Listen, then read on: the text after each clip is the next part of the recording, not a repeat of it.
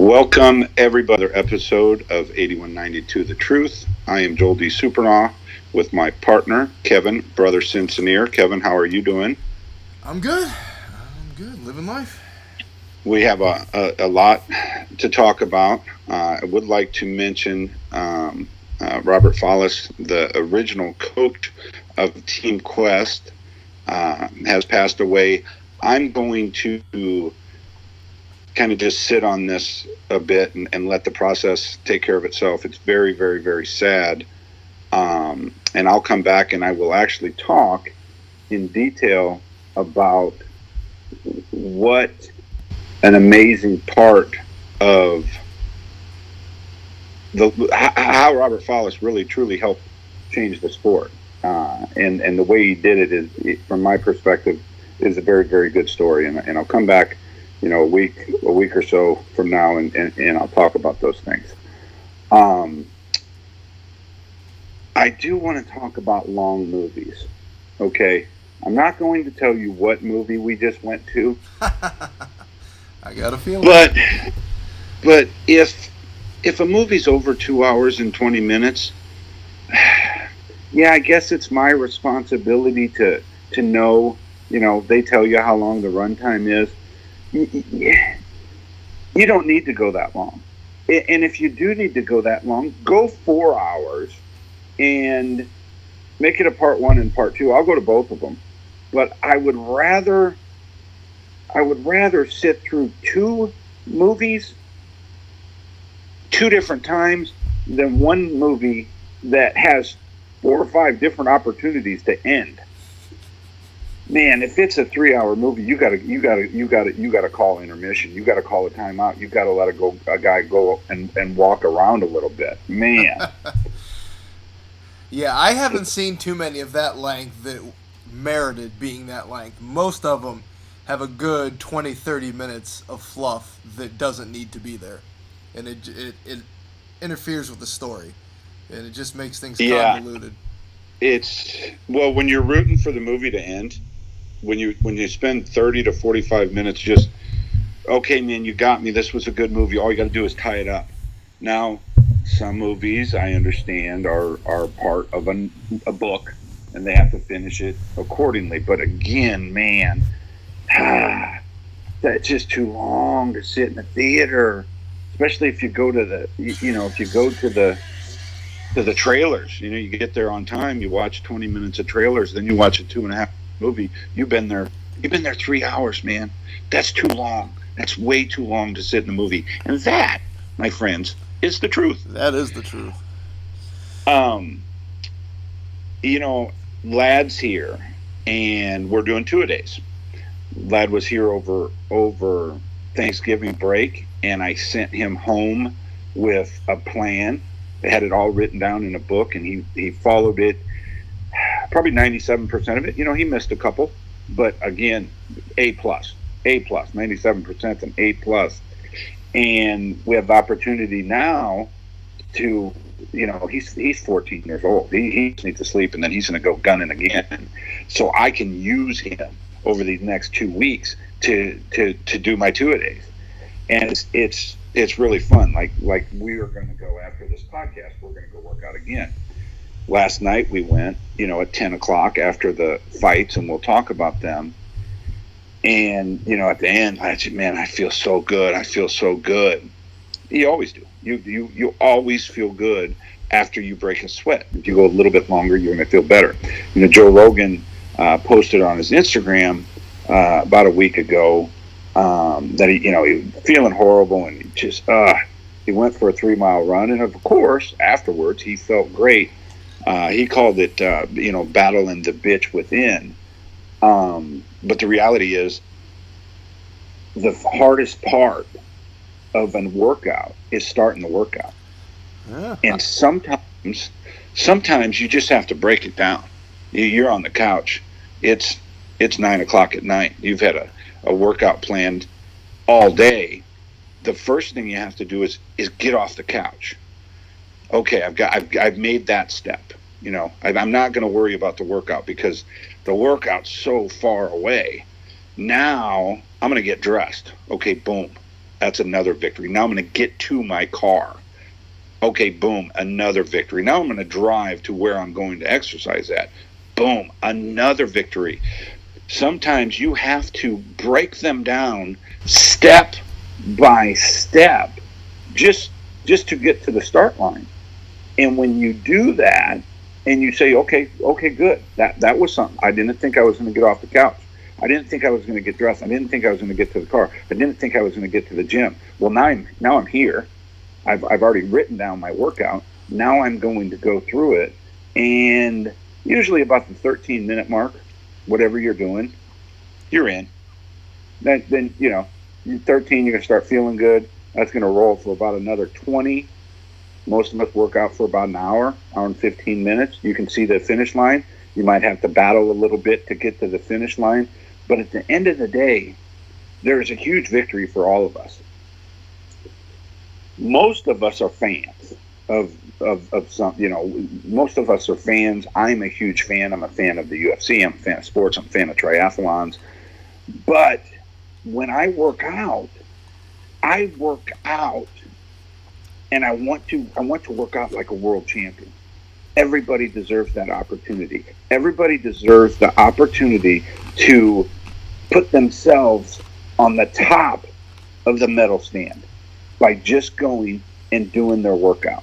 To get that mental, because we spend most of our time beating ourselves up for what we didn't do. I talked about it yesterday on the mini pod about change and putting so much pressure on yourself that the first sign of failure, you go ahead and said, okay, I failed.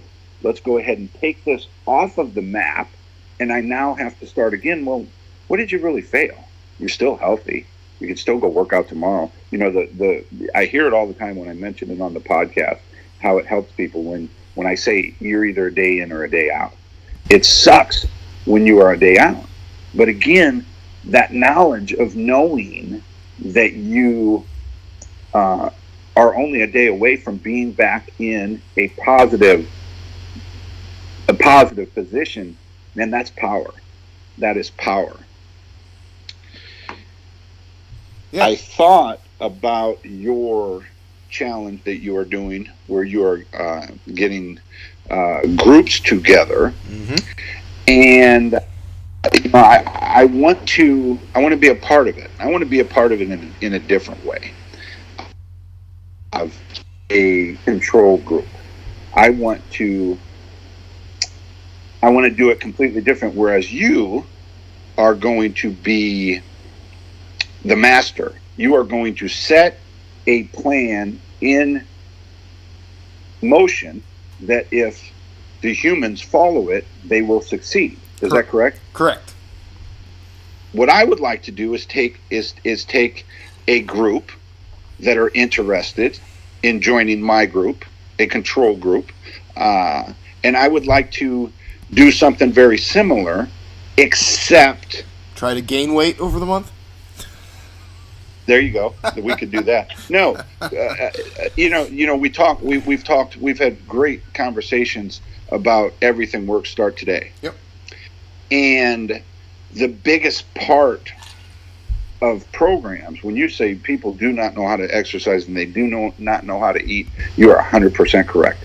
You are 100% correct. And you are going to have great success within your control group. All they have to do is follow the plan.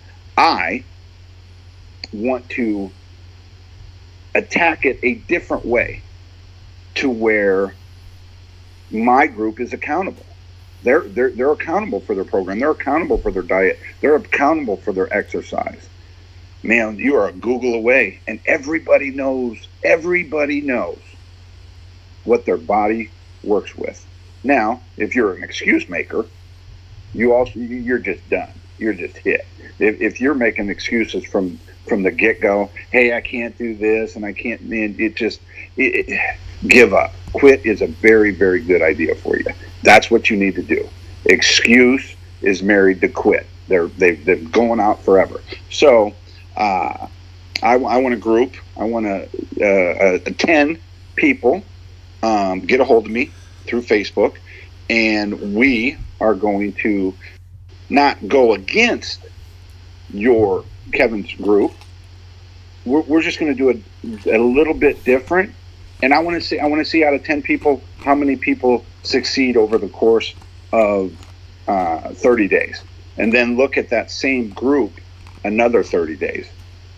Be very interesting. I thought about it today. I was like, yeah, I think I will get involved in this. I'm not. I just think there's different ways to do this for everybody, and everybody's right.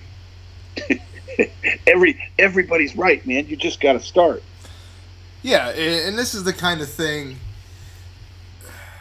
like you said, you show up and you think you go to the gym and it's subpar and you fail, but just as I said in the video last week, just showing up is half the battle.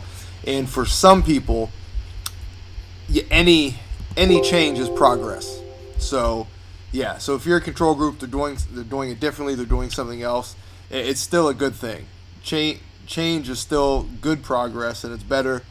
It's better than where people are at today. So, it's we're all in this thing together. We're all in the battle to see if we can feel a little bit better today, and in the process, enjoy it. See, there's an enjoyment part of this thing that we all think we need to be monks. And I got to starve myself, and I got to work out like an animal, and this, that, and the other. Man, if you don't enjoy the process will end itself at some point. It will not stick. If it's not something that you, A, believe in, and 2, as you say, enjoy, it will not become habit, and it will not become a lifestyle change. And if it does, that's not worth it, because there's no sense in living life miserable regardless of your health. Because what good is a healthy, long life if you're absolutely miserable in doing it? So, all right, so guys, reach out to me. We're gonna put a group of 10 together, and you're gonna follow your own program. So anyway, listen. Did you hear about the rumor that Vince McMahon is going to try to reboot the XFL? The XFL. Absolutely. I mean, he only lost $35 million the first time around. Why not give it another go? What do you make of that? It's hard to say. To think that he would actually do that again, I find very hard to believe. But if there's ever a time for a second competitor to jump on board and give it a go, it's now. With the way the ratings are and the troubles they're having, this would be as good a time as any. I don't know that it would ever fly, but I just don't see who is going to get the buy into it. He couldn't find a second network the first time around after ABC said, no, we're done. This didn't work. So I don't know who now who would buy into it. I don't know what network. He has his own network. It's that perhaps. Network. I thought about that. I tell you what, when the pig gets too fat, man, you got to slaughter the pig. It just, oh man, I love that pig, but you know what? He's 2,000 pounds. We've got to take him. We've got to go ahead and slaughter the pig. You look at the NFL and the money that these guys are making, and man, there is space for a different market. And is it going to compete with the NFL? I don't know, but I would love to see it happen. This thing kind of gained steam from the ESPN 30 and 30 episode. You really go back and you look, and you're like, wow, this thing wasn't that far off. They could have really done something here. Yeah, had they had more prep time, more practice time for the players, had enough, negotiating time to get a few more talented players, a few more, popular names, yeah, they might have really had a shot. But it just had such short lead time that I just don't think they had the right prep time to make it really work. Yeah, I mean, I would love to see it in some manner. I don't watch much. I probably watch 10% of NFL football that I watched 4 years ago. Yeah, absolutely. I didn't watch a game today. The only ones I've watched this year, honestly, was Thanksgiving Day when it was on, at family's house because they were watching it on their TV. But I usually watch some with my dad and stuff, and he, being, Marine and extremely patriotic, just said he's done, like, for good. So, I heard some of that. Man, it's like these guys can't get out of their own way. Nope. They can't get out of their own way. It's like, it's kind of like this. Again, I don't know what they're trying to do. It doesn't interest me that much because they are doing it at the worst time possible, and it's a me thing. That's really what it looks like to me at the end of the day. And I've had a lot of time to think about this bully thing with this gentleman, this young boy that Keaton that brought it to the forefront, that gained some big steam, and how everybody wanted to help Keaton, and they wanted to get their twit out there, and they wanted to open up their arms to him. And guys, you want to help Keaton? Go to your local middle school. Go to your local high school. Go to your local youth center. Go anywhere there's a bunch of kids and say, hey, do you guys look up to me? Okay, cool. You guys think I'm cool? Great. I'm going to help. I'm going to help right here. I'm going to help right next to me. That would cause bigger change than the way we do things. The way the social media has taken over society. Quite frankly, I mean, it's taken over society. Yeah, and that's the problem. You're right. I mean, just quiet, behind the scenes change could be so much more effective than these athletes and these people only doing things when it gets them a big splash on the internet or on the front page. That's just as important as the act that they're doing, and that's a shame. So much more could be done on different levels that nobody would know, but that doesn't benefit them in any way. So it just doesn't happen. And everybody has their pulse on that tweet, or their this or their that, and it's like, man, you are living inside a world that doesn't really exist. Absolutely. And I know a little bit about that. I know a little bit about that. I went from complete nobody, and I'm no different than I am today. When I was on Chill Show, and then all these people are talking to me, and this, that, and other, and I got fans of blah, blah, blah, or whatever it was, and you get caught up in it. You get caught up in it until you realize, man, this isn't real. This just really isn't real. What's real is right next to you. What's real is in the other room for me and my boy Lad, and the workout that we're going to go do. It was kind of nice, though, wasn't it? Because I'll admit, I saw from a bit of a distance at the Chaels fight in LA last year that I was at, and I was at one point probably a couple rows behind you guys when you moved up closer, and I probably saw 2 or 3 people stop you and want pictures because they recognized you. That's got to be kind of cool. You know what I mean? You're still a nobody, but that had to be kind of cool. It's always people being nice to you is always cool. Yeah. It never gets, people being nice to you never gets old. Transferring a little bit, some other big news, and I want you to kind of break it down because you know more about it than me, but it's a good talking point. Disney buys Fox. So that pretty much eliminates the potential for Fox to renew the UFC contract, simply because the small arm, a couple parts of Fox and Fox Sports are going to be held but spun into a smaller standalone company, but not a company with near the budget or the presence to hold that UFC TV contract. So what this means is you and I discussed, it's almost a certain guarantee that the UFC is going to ESPN because Disney is an 80% stakeholder in ESPN. So they own ESPN.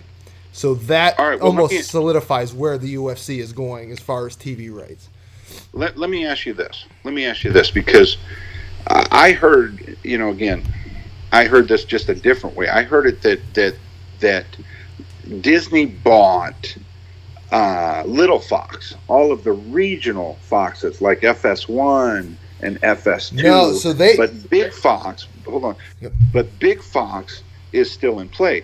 So my question is, why is Big Fox still in play, and what does that really mean? Why would you buy up, 30 to 50% of the company and not buy the whole thing? You're Disney, for God's sakes. So what they actually did is they bought a $52.4 billion all-stock deal. They acquired all of 20th Century Fox, but Fox made a deal so they bought FXX, FX, Fox News. So they bought it all, but they sold back at a very small amount because they bought all the stock. They sold back a few small arms. So like I said, Fox Sports and a couple of the other small like affiliate types that they had that are going to be spun into its own separate network. And that was according to various sources that I read. So it was so you figure they paid $52 billion. They're getting the whole thing. That was the confirmed sale was $52.4 billion. Man, that all of those numbers and everything are so far beyond my brain, the way where my brain works and how I could figure it out. But what I do know is, as a fan, and I've said this time and time again, I want the UFC to go to ESPN. Absolutely, and ESPN needs it. They're struggling too. I mean, they've been, right in the brunt of a lot of political controversy with some of their decisions with a lot of mainstream America. So they need some lifeblood. Because honestly, other than 30 for 30, I don't watch ESPN. I used to sit and watch SportsCenter for 6 reruns in a row when it was on all day.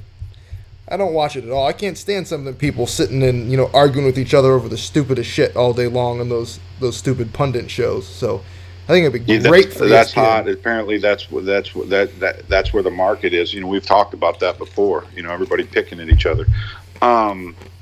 Let's get into last night's UFC. Yeah, some good ones. You didn't get a chance, or you were in and out of the feed. You had some problems with blacking out. Yeah, I missed the very first fight of the main card.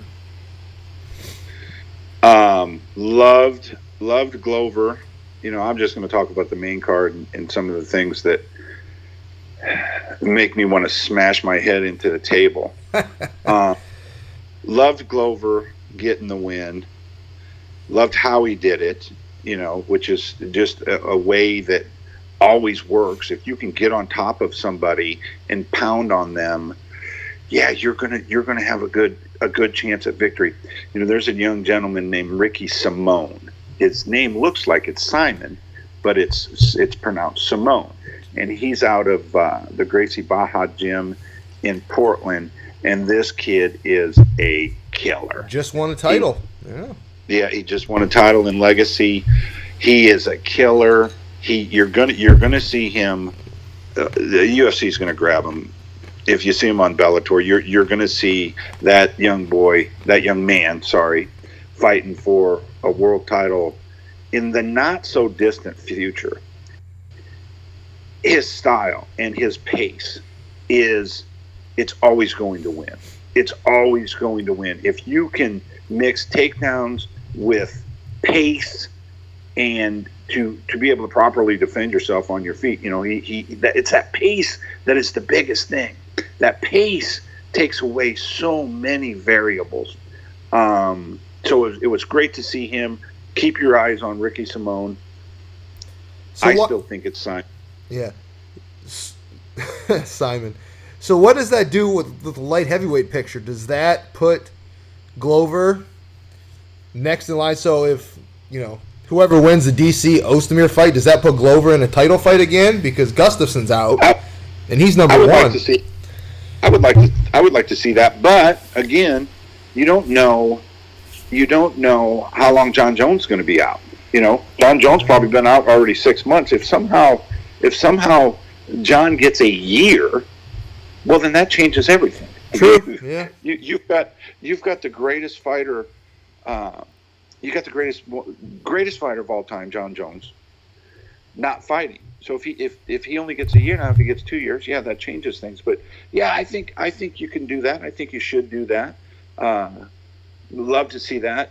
Now the next fight was a fantastic fight. I cannot believe that didn't get fight of the night, and that was Mike Perry against Santiago Ponzinibbio. That was a great fight. I think Perry won the fight. Yeah, I think he won rounds 1, and I think he won round 2. He didn't win round 3, but he also got poked in the eye in the very early part of round 2, and he had plenty of moments. I think he won the round. You've got to take a point for poking a guy in the eye. You just have to. You can't tell me something that can change the fight in its entirety isn't worth a penalty. Oh, I didn't mean to do it. Well, if you didn't, it doesn't matter. Intent has nothing to do with the cage fight. Zero to do with the cage fights. Like it's, a guy said, I seen somewhere online where one of the refs said, I'll warn him twice and then I'll penalize him the third time. It's like, what are you talking about? You would warn somebody twice. You would warn somebody twice for breaking the rules, and if he breaks the rules the third time, you're then going to take a point? No. If you get poked in the eye, you can't fight with one eye. No. It's not fair. You get poked in the eye, and I'm not saying this because I'm a Perry fan, okay? It could have went the other way, and this has annoyed me for the longest time. If you poke somebody in the eye, there has to be a penalty for it. There has to be a penalty for it. No, I agree. It's a total game changer. I mean, it's one of those things that, I mean, a kick to the groin, yeah, it hurts. Take a few minutes, that sucks, but it doesn't have the same lasting effects once the sting wears off as the poke in the eye. The poke in the eye is a straight fight changer, and yeah, it needs to be called, penalty point immediately every time. Now, with that said, okay, so give the victory to Ponzinibbio, or how do you say that? Ponzinibbio. Just call him Ponzinibbio. Ponzinibbio. give the victory to him. I don't think that does anything to Perry. Perry's going to be around a while. That is a very, very tough young man, and you could run him every fight you were going to make before. You can make with him now. Yeah, absolutely. Every one of them. Because he was unranked. Ponzinibbio was number 10. He was expected to win. So, yeah. And going to a decision, no, that doesn't hurt Perry at all. He's still a fan favorite. Yeah, that doesn't change his course or his trajectory at all. Going to... Okay, no, I can use this as the tipping point. So Santiago finishes the fight, and what he does is he makes his case not for a title fight. Okay, this thing happened twice last night. He makes his case to fight for an interim title. He makes his case to fight for a promise ring. So the promise ring has become so valuable in the mindset of the UFC competitors and their fans that they're campaigning for a fight for a title. Why don't you just make your own title like Eddie Alvarez did? Eddie Alvarez said this fight is for the Most Violent Man award. Well, whatever you want to fight next, Santiago, you can just make it for like the New Jersey State Championship. You can make it for whatever you want. Or just go the route of the WWE. Have the world title, the Intercontinental title, the United States Heavyweight title. Add some layers to it.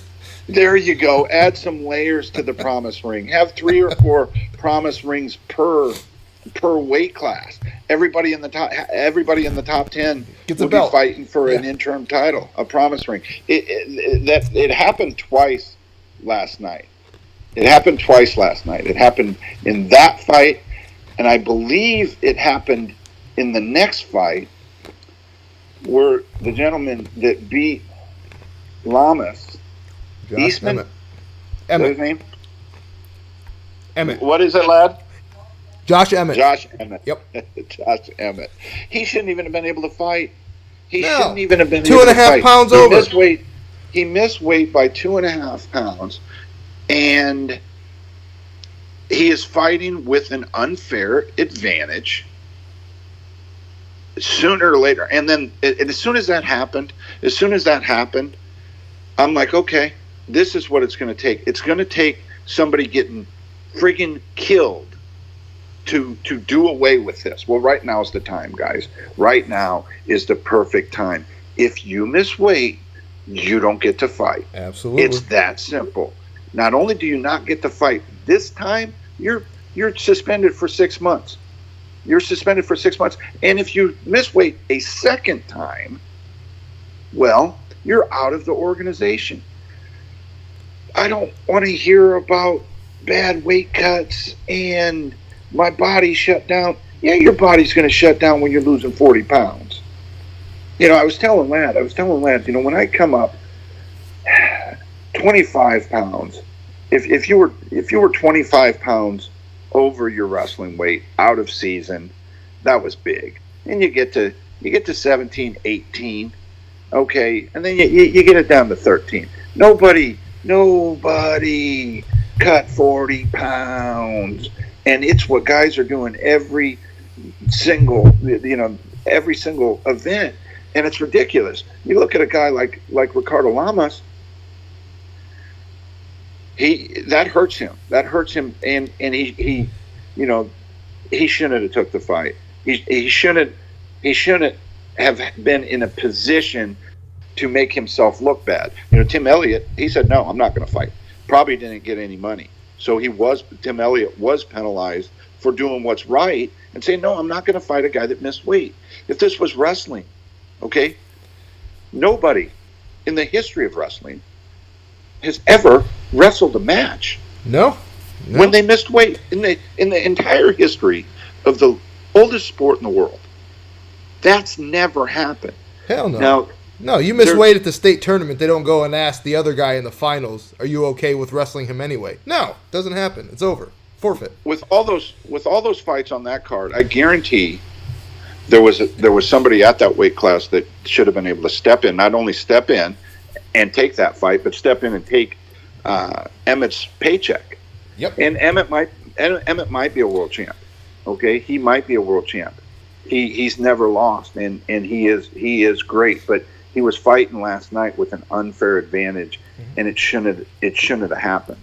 No, that's what Chael always says. It's a 2-part contract, and that is the first part of the contract. And if either part aren't fulfilled, it's void.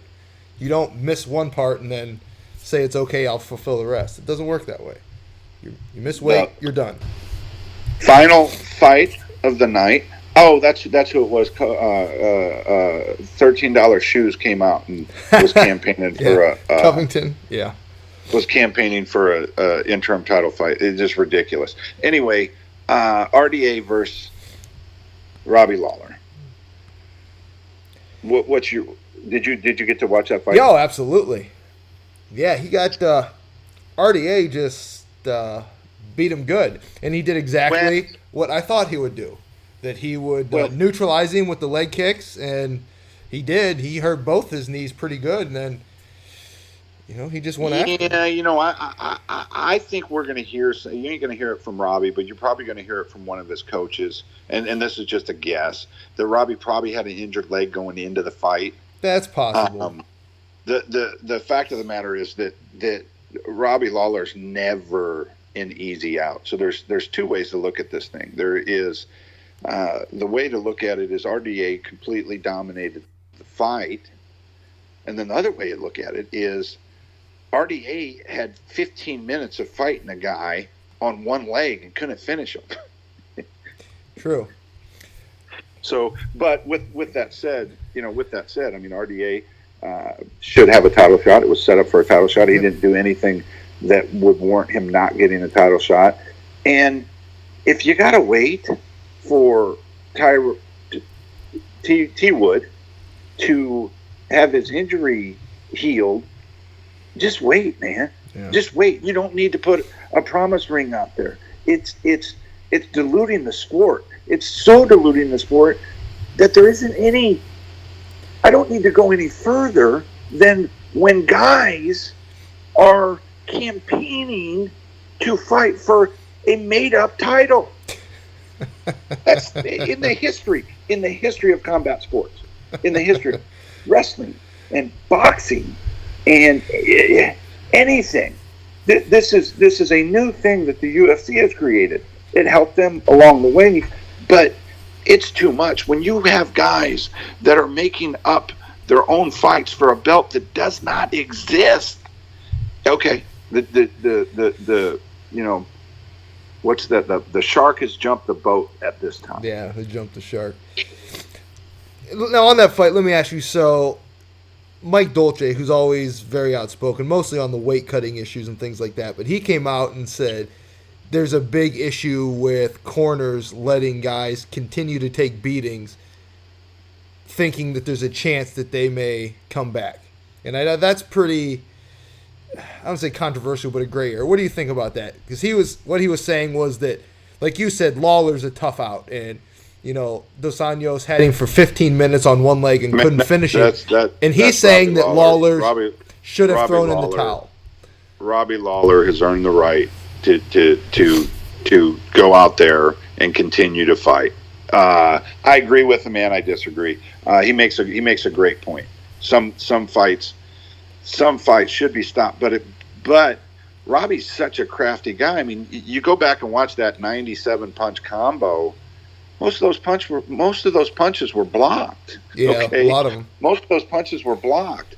And if Robbie wants to stay out there, I think in a case like that, yeah, you have to give your guy when he's Robbie Lawler. Now, we're talking about a guy with 3 fights on the undercard that's getting smoked? No. I agree with Mike. Go ahead and throw the towel in. Yeah. Or have that conversation before. And if he's taking beatings on the ground, I think that's different. But somebody like Lawler, who could have put him back out with one strike, and with the method not out of control, but as wildly as RDA was throwing those punches, he slips one in, he could have completely changed the whole thing. And and another thing, Robbie didn't take this beating. Robbie took those punches. Yeah, so a lot of body shots. Yeah, he obviously felt those shots diminishing. Because he hit him with 900 shots. If they had any stank on him, I mean, he would have knocked him out like T Wood did. Now, I don't need to see Robbie fight anymore. He's had a fantastic career. Hopefully, his money's right and he can walk away into the sunset. Just because he's had such a great career, he has had such a great career, and you can only be in so many wars. Absolutely. You can, and Robbie's had 2 different careers. He's had a career where he was, win 2, lose 2, win 3, yep, lose 2, and then he goes on a run, becomes world champion, defends his title a couple times. I would like to see Robbie walk off into the sunset. Absolutely. 15 years he's been going at it. And he's had some of the craziest wars of anybody in the UFC. I mean, the Condit fights, the Rory McDonald fights. Yeah, he's got nothing else to prove and doesn't need to put himself through that. Yeah, and the guys they don't need to be rooting for. If you're rooting for an interim title fight as a fan, you're an idiot. You're an idiot. Okay, you're just an idiot. Okay, I take away your ability to talk at the water cooler to the guys in the office about how much you know about the UFC. It's a fake belt, guys. It's not real. It doesn't exist. I mean, I can do a flow chart for you. I can bring in a whole group of people and talk about that's not real. Okay. You got a guy like Kobe who is on a huge win streak. He's number 3 in the world he's got to do is win another fight. He's making a bunch of ruckus that he doesn't need to make. Seriously, I mean, if he's going to be world champion, we're going to know here in about 6 months to a year. I don't think I don't think any of that did any good. No. I don't think any of it did any good. And again, when you steal a guy's gimmick, be better than him at his gimmick. If you can pull it off, I mean, you're gonna go take Chael's gimmick? Ah, God, Chael could lose 13 matches in a row, and in 20 minutes, you would believe he won every single match ever. That's a gift. He's undefeated. Yeah, undefeated, undisputed. Well, that's all I got. I do have a shout out to Isaac Gallego. He's a fan of the show, and he sends me the most crude videos in the history of the planet. And if I forwarded that video to you guys, I apologize. I apologize. So I'm going to finish my end up. Me and the LA Double D are going to go get a workout in. Guys, don't go to a 7-hour movie. Just doesn't matter how comfortable the seats are, man. It just doesn't. And don't eat $30 popcorn. That's the truth. That's all I got for you. Deuces. All right, guys. Another good episode. We appreciate you guys listening. It's always good to get in here, talk fighting, talk life, mental health, making positive changes in our lifestyle. That's what we're about here. We're about bringing you guys the truth in all the areas that are important to you. So hopefully you're getting a little bit out of our conversations, and this thing is growing every day. So, and it's because of you guys. So I thank you. And you heard Joel. He wants to, have his own little subset group of this challenge, and I'm all for that. So if you want to be involved, but you're not sure that you want to jump in with the side that I'm on, hit him up. And like I said, any change is positive change, and that's what we're doing. We're bringing positive change to the world via you listeners, and I think it's going to be a very good thing. We're going to be back a couple times next week with a couple good episodes for you. We've only got one fight card left this year to talk about. It's not next weekend due to the wonderful Christmas weekend, but that's coming up here just before New Year's with the man-child herself, Cyborg, versus Holly Holm, who I find more attractive every time I look at her, but maybe that's just me. I think she's a doll. But yeah, so we got another fight card to talk about there. We've got the holidays coming up. With that being said, I won't try and sell you guys anything today. You know who we're sponsored by, and you guys are utilizing those sponsorships, and I do thank you for that. I do have another one coming on board. I will talk to you about that after Christmas. It is a bit of a health food company, so I look forward to talking to you guys about that. They do, some of the protein chips and some of those kind of things, so I won't spoil it, but after the Christmas holiday, I'll be going live with that. They've sent me a big package to sample and try and, give my reviews for, so I look forward to doing that. We are going to have the standalone 8192 thetruth.com website up soon, which is going to host all the episodes, the blogs of the show, all that kind of stuff, all our sponsors, t-shirts, and, just bring a little bit more of the overall experience to you guys. Which will also help with a singular location for the podcast for any time you want to go and check that out. We are up on YouTube now fully. We're not doing full video episodes again yet, but all the audio episodes are on there via video format on YouTube. So as of right now, we are everywhere. There is absolutely no reason that anybody that you want to share our show with can't find us. We're on every platform, whether it's iTunes, Google Play, Spotify, SoundCloud, Overcast, YouTube. I think Facebook's even got a video format they're putting out. So we're everywhere. There is nowhere that podcasts are housed that we cannot be found. So please subscribe, rate, and review. Share with your friends. Tell them to give it a listen. That's all I can ask. If you want to get the Godfather and Brother Sin anything for Christmas, just share with your friends. You see, I post every show on the Facebook page and on Instagram and so forth. Just share it. Just share it on your own page. Let others find it in their own time, and let them, hear what we're doing and what we're trying to bring to you guys. So that's all I can ask. Just subscribe, rate, and review, and share. I'll post that up again on the page with this episode, and I'll leave a little message just again asking you guys to do that little favor, just to share it on your own pages, because people will find it and will grow. That'll just give us more opportunities to bring better content for you, new merchandise and all that stuff, and especially with the good things we got coming up. If you listen to my little show there on Friday, I have been media credentialed. I'm going to start doing that with some of the UFC fights. The first one I'll be able to take in, the Bellator 192 in LA, Chael versus Rampage, Lima versus Rory McDonald. I will have media credentials for that, so I'm going to be, trying to get some interviews, hopefully with some of the fighters.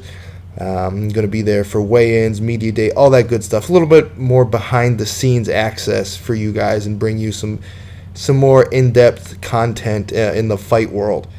So I'm very looking forward to that. I'm going to do some write-ups for the website and some of the local news here, as well as reporting back to the radio station that helped sponsor me, put me on assignment out there. So looking forward to that. I've also spoken with some other former pro fighters. Got a Bellator fighter who's now an entrepreneur, has recently retired from fighting.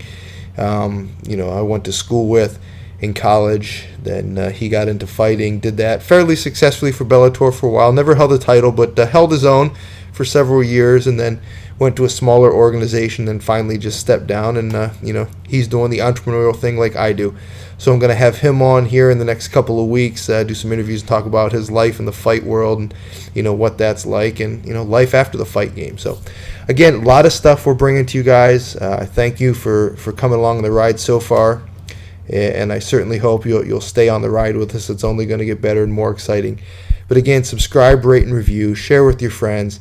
And until next time, man, I look forward to it. Peace.